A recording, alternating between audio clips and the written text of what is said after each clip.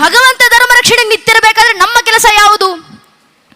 ಕೃಷ್ಣನೇ ಹೇಳಿದ್ದಾರೆ, ನಮೇ ಪಾರ್ಥಾಸಿ ಕರ್ತವ್ಯಂ ತ್ರಿಶುಲೋಕೇಶು ಕಿಂಚನ. ಪಾರ್ಥ, ಅರ್ಜುನ, 3 ಲೋಕಗಳನ್ನು ನಾನು ಮಾಡಬೇಕಾಗಿರುವಂಥ ಕೆಲಸ ಯಾವುದೂ ಇಲ್ಲಪ್ಪ. ನಾನು ಎಲ್ಲ ಬಂಧಗಳನ್ನು ಮೀರಿ ನಿಂತವನು, ನನಗೆ ಗುಣಗಳು ಇಲ್ಲ, ನಾನು ತ್ರಿಗುಣಾತೀತನು. ಎಲ್ಲವನ್ನು ಮೀರಿ ನಿಂತಂತ ನಾನು ಯುಗ ಯುಗಕ್ಕೂ ಅವತರಿಸಿ ಬರ್ತೀನಿ ಭೂಮಂಡಲದಲ್ಲಿ. ಯಾಕೆ? ಮನುಷ್ಯ ಪಾರ್ಥ ಸರ್ವಶಃ. ನಾನು ಮಾಡಿದ್ದನ್ನ ನೋಡಿ ಮನುಷ್ಯರು ಮಾಡ್ತಾರೆ. ಅಕಸ್ಮಾತ್ ನಾನು ಧರ್ಮ ರಕ್ಷಣೆಗೆ ಮುಂದೆ ಬರಲಿಲ್ಲ, ನಾನು ಧರ್ಮದ ಕೆಲಸ ಮಾಡಲಿಲ್ಲ ಅಂದ್ರೆ ಭಗವಂತನೇ ಧರ್ಮದ ಕೆಲಸ ಮಾಡಲಿಲ್ಲ. ಮನುಷ್ಯರಾಗಿ ನಾವ್ಯಾಕೆ ಮಾಡಬೇಕು ಅಂತ ಮನುಷ್ಯರು ಸುಮ್ಮನಾಗ್ಬಿಡ್ತಾರಪ್ಪ. ಆ ಮಾನವರಿಗೆ ಧರ್ಮ ಕೆಲಸ ಮಾಡಲಿಕ್ಕೆ ಪ್ರೇರಣೆ ಕೊಡ್ಲಿಕ್ಕೆ ನಾನು ಯುಗ ಯುಗಕ್ಕೂ ಅವತರಿಸಿ ಬಂದು ಧರ್ಮ ಕಾರ್ಯ ಮಾಡ್ತೀನಿ ಅಂತ ಕೃಷ್ಣ ಕೊಟ್ಟಂತ ಉಪದೇಶ. ನಿಮ್ಮ ಧರ್ಮ ಕಾರ್ಯಕ್ಕೆ ನಾನು ಜಯ ತಂದು ಕೊಡ್ತೀನಿ, ನೀವು ಧರ್ಮದ ಹಾದಿನಲ್ಲಿ ನಡೀರಿ ಸಾಕು. ಕೃಷ್ಣನ ಉಪದೇಶ, ಕೃಷ್ಣನ ಮಾರ್ಗದರ್ಶನ, ಭಗವಂತ ಕೊಟ್ಟಂತ ಆ ಮಾರ್ಗದರ್ಶನದಲ್ಲಿ ನಡೆಯುವಂತ ಅವಶ್ಯಕತೆ ಇವತ್ತು ನಮಗಿದೆ. ಧರ್ಮ ರಕ್ಷಣೆಯ ಹಾದಿ, ಧರ್ಮದ ಕೆಲಸವನ್ನ ಮಾಡ್ತಾನೆ ಜೀವನ ಬದುಕಬೇಕು ನಾವು. ಈಶಾವಾಸಿ ಉಪನಿಷತ್ತಿನ 2ನೇ ಮಂತ್ರ, ಕುರುವನ್ನೇವೇಹ ಕರ್ಮಾಣಿ ಜಿಜೀವಿಶೇಷದುಗುಂ ಸಮಾಹ. ಮನುಷ್ಯ 100 ವರ್ಷ ಬದುಕಬೇಕು ಜಗತ್ತಿನಲ್ಲಿ. ಶತಾಯುಷ್ಮಾನ್ ಭವ ಅಂತ ಆಶೀರ್ವಾದ ಮಾಡ್ತಾರಲ್ಲ ಹಿರಿಯರು. 100 ವರ್ಷ ಬದುಕಪ್ಪ ಸುಖವಾಗಿ. 100 ವರ್ಷ ಹೇಗೆ ಬದುಕಬೇಕು? ಕುರುವನ್ನೇವೇಹ ಕರ್ಮಾಣಿ, ಧರ್ಮ ಕರ್ಮವನ್ನ ಮಾಡ್ತಾ 100 ವರ್ಷ ಬದುಕಬೇಕು. ಅದು ಸಾರ್ಥಕ 100 ವರ್ಷದ ಜೀವನ. ಅಂತ ಜೀವನ ಬದುಕುವಂತ ಪ್ರೇರಣೆಯನ್ನ ತೊಡೋಣ, ಧರ್ಮಕ್ಕೋಸ್ಕರ ಕೆಲಸ ಮಾಡೋಣ, ಧರ್ಮ ರಕ್ಷಣೆಗೋಸ್ಕರ. ನನ್ನ ನಿಮ್ಮ ಪೂರ್ವಿಕರು ಎಷ್ಟೆಲ್ಲ ಶ್ರಮ ಪಟ್ಟಿದ್ರು, ಆ ಧರ್ಮ ಇವತ್ತು ನಮ್ಮ ಕೈಗೆ ಬಂದು ಸೇರಿದೆ. ಒಂದಲ್ಲ ಒಂದು ರೀತಿಯಲ್ಲಿ ಒಂದು ಕಾಲದಲ್ಲಿ ಪರಶುರಾಮರು ನಿಂತು ಯಾವ ಇಡೀ ತುಳುವ ಸಂಸ್ಕೃತಿಯನ್ನು, ನಾವು ಪರಂಪರೆಯನ್ನು ಮುಂದುವರಿಸ್ತಿದ್ದೀವಲ್ಲ, ಇದೇ ತುಳುನಾಡಿನ ಸಂಸ್ಕೃತಿಯನ್ನು ಸೃಷ್ಟಿ ಮಾಡಿದಂತ ಇಡೀ ದೇಶದಲ್ಲಿ, ಇಡೀ ಜಗತ್ತಿನಲ್ಲಿ ಧರ್ಮ ನಾಶದ ಅಂಚಿಗೆ ಬಂದು ತಲುಪಿ ನಿಂತಾಗ ಧರ್ಮದ ಉದ್ಭವ, ಧರ್ಮದ ಉದ್ದೀಪನ ಈ ಒಂದು ಕ್ಷೇತ್ರದಿಂದ ಆಗಬೇಕು ಅಂತ ತುಳುನಾಡಿನ ಕ್ಷೇತ್ರವನ್ನೇ ಸ್ಥಾಪನೆ ಮಾಡಿದಷ್ಟೇ ಅಲ್ಲದೆ, ಇದೇ ಮಧೂರಿನ ಇದೇ ಇತಿಹಾಸದಲ್ಲಿ ಬ್ರಹ್ಮಾಂಡ ಪುರಾಣದಲ್ಲಿ ಉಲ್ಲೇಖವಾಗಿರುವಂತ ಮಾತು, ಪರಶುರಾಮರು ಇಲ್ಲಿಗೆ ಬಂದಿದ್ದಾರೆ, ಇಲ್ಲಿ ತಮ್ಮ ದರ್ಶನವನ್ನು ಕೊಟ್ಟು ಇಲ್ಲಿ ಆಶೀರ್ವಾದವನ್ನು ಪಡೆದು ಹೋಗಿದ್ದಾರೆ ಅಂತ. ಆ ಪರಶುರಾಮರು ಹೇಳಿದಂತ ಮಾತು, ಅಗ್ರಸ್ಥೋ ಚತುರೋ ವೇದ ಪೃಷ್ಠತಂ ಶಶರಂ ಧನುಹು ಇದಂ ಬ್ರಾಹ್ಮಮಿದಂ ಕ್ಷಾತ್ರಂ ಶಾಪಾದಪಿ ಶರಾದಪಿ. ಮಸ್ತಕದಲ್ಲಿ ಚತುರ್ವೇದಗಳ ಜ್ಞಾನಗಳು ತುಂಬಿದ್ದಾವೆ, ಬೆನ್ನಿನಲ್ಲಿ ಬಾಣಗಳ ಬತ್ತಳಿಕೆಗಳು ತುಂಬಿದ್ದಾವೆ. ವೈಚಾರಿಕವಾಗಿ ಯುದ್ಧ ಮಾಡ್ಲಿಕ್ಕೆ ಬರ್ತೀರಾ? ಬನ್ನಿ ಬ್ರಹ್ಮ ತೇಜಸ್ಸಿನಿಂದ ಎದುರಿಸ್ತೀವಿ. ನೇರ ಯುದ್ಧ ಮಾಡ್ತೀರಾ? ಬನ್ನಿ ಕ್ಷಾತ್ರ ತೇಜಸ್ಸಿನಿಂದ ಎದುರಿಸ್ತೀವಿ. ಶಾಪಾದಪಿ ಶರಾದಪಿ, ಯಾವ ರೀತಿ ಬಂದರೂ ಪರವಾಗಿಲ್ಲ, ಧರ್ಮ ರಕ್ಷಣೆಗೆ ನಾವು ಸಿದ್ಧ ಅಂತ ಪರಶುರಾಮರು ಕೊಟ್ಟಂತ ಆ ಮಾತನ್ನ ಪ್ರೇರಣೆಯಾಗಿ ಹಿಡಿದು ಅಂದಿನಿಂದ ಇಂದಿನ ಕಾಲದವರೆಗೂ ಧರ್ಮ ರಕ್ಷಣೆಯನ್ನ ನನ್ನ ನಿಮ್ಮ ಪೂರ್ವಿಕರು ಮಾಡಿ ಬಂದಿದ್ದಾರಲ್ಲ. ಧರ್ಮ ಪರಂಪರೆ, ಧರ್ಮ ಜ್ಞಾನ, ಧರ್ಮ ಸಂಸ್ಕೃತಿಯ ರಕ್ಷಣೆಗೆ ಎಷ್ಟರ ಮಟ್ಟಿಗೆ ಪ್ರಯತ್ನ ಪಟ್ಟಿದ್ದಾರೆ ಮನುಷ್ಯ ಬಿಡಿ. ಭಗವಂತ ಧರೆಗಿಳಿದ ಅವತಾರ ಶ್ರೀಕೃಷ್ಣ ಪರಮಾತ್ಮ ಕುರುಕ್ಷೇತ್ರ ರಣರಂಗದಲ್ಲಿ ನಿಂತಿದ್ದಾರೆ. ಶರಾಶದ ಮೇಲೆ ಭೀಷ್ಮ ಪಿತಾಮಹರು ಮಲಗಿದ್ದಾರೆ. ಅದನ್ನು ನೋಡಿದಂತ ಕೃಷ್ಣನ ಬಾಯಿಂದ ಬಂದಂತ ಉದ್ಗಾರ ಶ್ರೀವ್ಯಾಸರು ಬರೀತಾರೆ, ತಸ್ಮಿನ್ ಅಸ್ತಂಗತೆ ಭೀಷ್ಮೆ ಪಾಂಡವಾನಂ ಧುರಂದರೆ. ಅಸ್ತಂಗತರಾಗ್ತಿದ್ದಾರಪ್ಪ ಅಲ್ಲಿ ಭೀಷ್ಮ ಪಿತಾಮಹರು. ಅಲ್ಲಿ ಭೀಷ್ಮರು ಮಾತ್ರ ಸಾಯ್ತಿಲ್ಲ, ಅವರ ಹತ್ರ ಇರುವಂತ ಸಮಸ್ತ ಪಾಂಡುಕುಲದ ಕುರುವಂಶದ ಜ್ಞಾನ ನಾಶವಾಗಿ ಹೋಗ್ತಿದೆ. ಯಾರು ಸತ್ರು ಪರವಾಗಿಲ್ಲ, ಅವರ ಹತ್ರ ಇರುವಂತ ಧರ್ಮ ಜ್ಞಾನ ಸಾಯುವಂತಿಲ್ಲ. ಆದ್ದರಿಂದ ಸಮಸ್ತ ಪಾಂಡವರು ಹೋಗಿ ಭೀಷ್ಮ ಪಿತಾಮಹರ ಪದದಲ್ಲದಲ್ಲಿ ಕೂತು ಅವರ ಹತ್ರ ಇರುವಂತ ಜ್ಞಾನ ಭಂಡಾರವನ್ನು ಸ್ವೀಕರಿಸಿ ಬನ್ನಿ ಅಂತ ಕೃಷ್ಣ ಪರಮಾತ್ಮ ಪಾಂಡವರನ್ನ ಕಳಿಸಿದ್ರು. ಆಗ ಪಾಂಡವರು ಭೀಷ್ಮ ಪಿತಾಮಹರ ಪದದಲ್ಲದಲ್ಲಿ ಕೂತು ಕೈ ಮುಗಿದು ಧರ್ಮ ಜ್ಞಾನವನ್ನ ಬೇಡಿದಾಗ ಭೀಷ್ಮ ಪಿತಾಮಹರು ಕೊಟ್ಟಂತ ಧರ್ಮ ಜ್ಞಾನ, ತಮ್ಮ ಕೊನೆ ಕ್ಷಣಗಳಲ್ಲಿ ಆಡಿದಂತ ಮಾತು, ಅದನ್ನೇ ಇವತ್ತು ವಿಷ್ಣು ಸಹಸ್ರನಾಮ ಅಂತ ದೇಶದ 100 ಕೋಟಿ ಹಿಂದೂಗಳು ಮನೆಗಳಲ್ಲೂ ಪ್ರತಿನಿತ್ಯ ಪಠಿಸ್ತಾ ಇದ್ದೀವಿ. ಭಗವಂತ ತೊಟ್ಟಂತ ಸಂಕಲ್ಪ ಧರ್ಮ ಪರಂಪರೆ ರಕ್ಷಣೆ ಆಗಬೇಕು.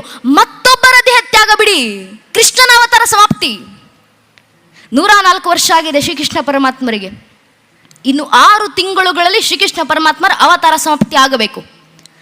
ಆಗ ಕೃಷ್ಣ ಉದ್ಧವನನ್ನು ಕರೆದು ಹೇಳ್ತಾರೆ, ಉದ್ಧವ, ಇನ್ನು 6 ತಿಂಗಳುಗಳಲ್ಲಿ ನನ್ನ ಅವತಾರ ಸಮಾಪ್ತಿ. ನಾನು ಸತ್ತರೂ ಪರವಾಗಿಲ್ಲ, ನನ್ನ ಹತ್ರ ಇರುವಂಥ ಧರ್ಮಜ್ಞಾನ ಸಾಯುವಂತಿಲ್ಲ.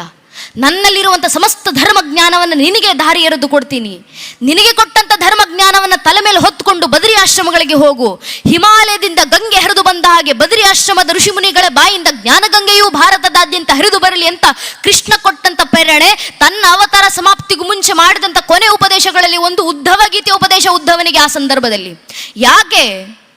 ಒಂದು ತುಡಿತ, ಈ ಪರಂಪರೆ ಉಳಿಬೇಕು, ಈ ಸಂಸ್ಕೃತಿ ಬದುಕಬೇಕು, ಈ ಧರ್ಮ ಜೀವಂತವಾಗಿರಬೇಕು.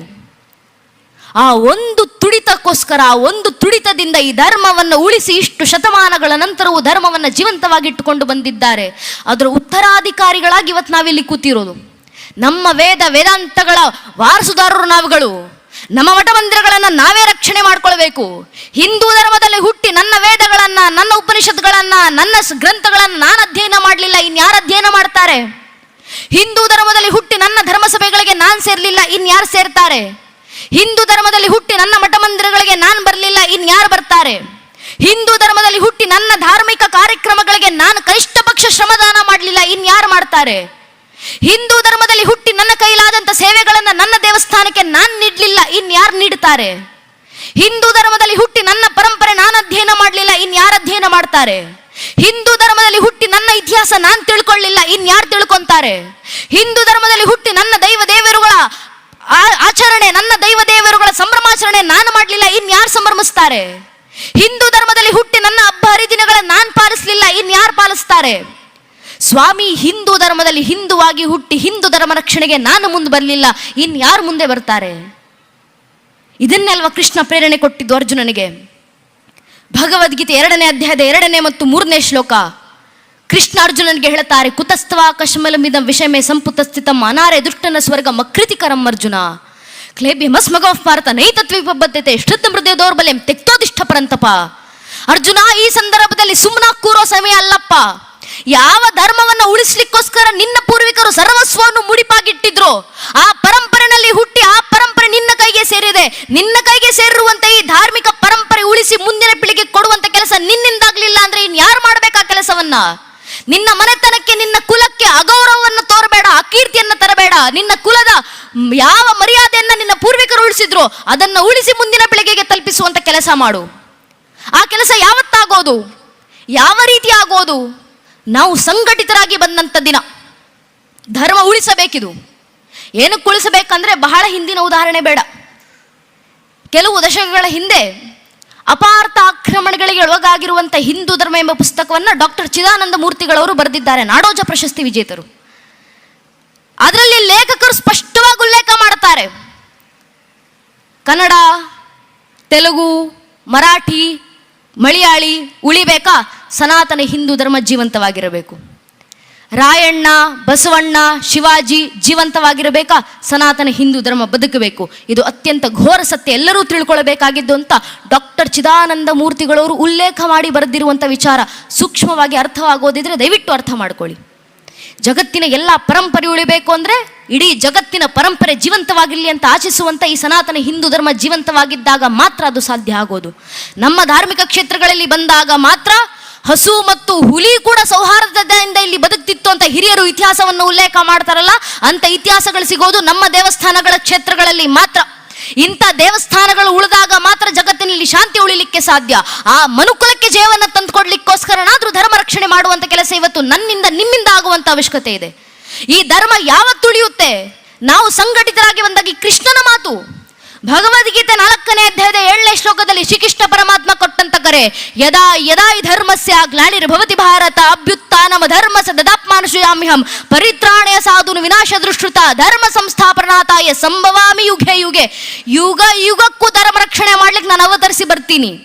ಆದರೆ ಕಲಿಯುಗದಲ್ಲಿ ಯಾವ ಅವತಾರ? ಕೃಷ್ಣ ಹೇಳ್ತಾರೆ ಮುಂದುವರಿಸಿ, ಕಲಿಯುಗದ ಅಂತ್ಯದಲ್ಲಿ ಕಲಿಕೆ ಅವತಾರ.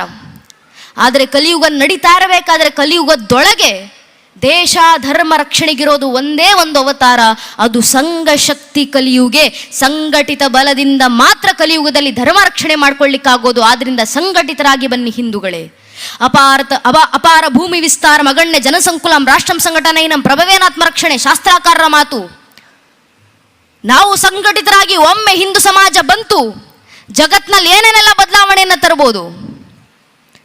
ನಮ್ಮ ಹಿರಿಯರು, ನಮ್ಮ ಪೂರ್ವಿಕರು ತೋರಿಸಿಕೊಟ್ಟು ಹೋಗಿದ್ದಾರಲ್ಲ ಜೀವಂತ ಸಾಕ್ಷಿ.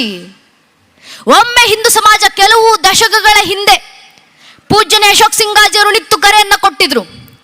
रोम रोम में रमे हुए राम के लिए आओ कार सेवको, बनो कार सेवको, मिटो कार सेवको. अगर समय पड़े तो अयोध्या में बहती सरयू नदी को अपने लहू से लाल करना पड़े तो डरो ना कार सेवको. ಅಶೋಕ್ ಸಿಂಗಾಜಿ ಅವರ ಕರೆ.